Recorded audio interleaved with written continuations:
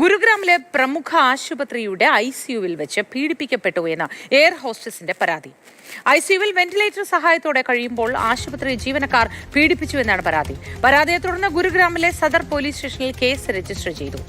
വിശദാംശങ്ങളുമായി ബി ബാലഗോപാൽ ചേരുന്നു. Balagopal, good morning.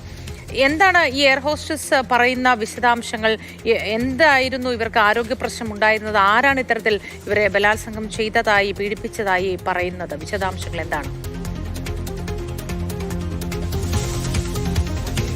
April 6-ന് ഗുരുഗ്രാമിലെ പ്രമുഖ ആശുപത്രിയിലെ ഐസിയുവിൽ വെച്ച് താൻ പീഡിപ്പിക്കപ്പെട്ടു എന്ന് പറഞ്ഞുകൊണ്ടാണ് ഈ എയർ ഹോസ്റ്റസ് ഗുരുഗ്രാം പോലീസിന് പരാതി നൽകിയിരിക്കുന്നത്. ഈ പരാതിയിൽ പറഞ്ഞിരിക്കുന്നത് ഇങ്ങനെയാണ്: ഏപ്രിൽ 5-ന് താൻ തൻ്റെ വിമാന കമ്പനി സംഘടിപ്പിച്ച ട്രെയിനിങ് പരിപാടിയിൽ പങ്കെടുക്കുന്നതിനായി ഗുരുഗ്രാമിലെത്തിയിരുന്നു. തുടർന്ന് താമസിച്ചിരുന്ന ഹോട്ടലിലെ സ്വിമ്മിംഗ് പൂളിൽ നീന്തുന്നതിനിടയിൽ ചില ബുദ്ധിമുട്ടുകൾ ഉണ്ടായി. ഇതേ തുടർന്ന് ആശുപത്രിയിൽ പ്രവേശിപ്പിച്ചു. ഗുരുഗ്രാമിലെ പ്രധാനപ്പെട്ട ഒരു ആശുപത്രിയിലാണ് പ്രവേശിപ്പിക്കുമ്പോൾ തന്നെ ഈ ഐസിയുവിലായിരുന്നു പ്രവേശിപ്പിച്ചിരുന്നത്. വെന്റിലേറ്റർ സഹായത്തോടു കൂടിയായിരുന്നു താൻ ഈ ഐസിയുവിൽ കഴിഞ്ഞിരുന്നത്.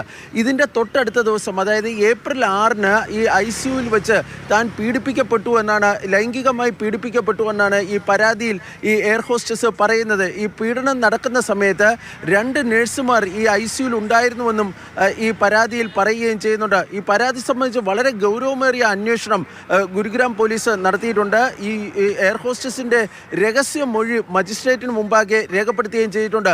ഈ അന്വേഷണവുമായി പൂർണ്ണമായും സഹകരിക്കുന്നുണ്ട് എന്നാണ് ഈ ആശുപത്രി അധികൃതർ ഇപ്പോൾ വ്യക്തമാക്കിയിരിക്കുന്നത്. കാരണം ഏപ്രിൽ 6-ന് ഈ ആശുപത്രിയിലെ ഐസിയുവിൻ്റെ സമീപ പ്രദേശത്തുള്ള മുഴുവൻ CCTV ദൃശ്യങ്ങളും പോലീസ് കൈമാറിയിട്ടുണ്ട്. അതിൻ്റെ അടിസ്ഥാനത്തിൽ ഉള്ള പരിശോധനകളും അന്വേഷണവും ഒക്കെയാണ് ഇപ്പോൾ പുരോഗമിക്കുന്നത്. മോത്തി. ശരി ബാലഗോപാൽ.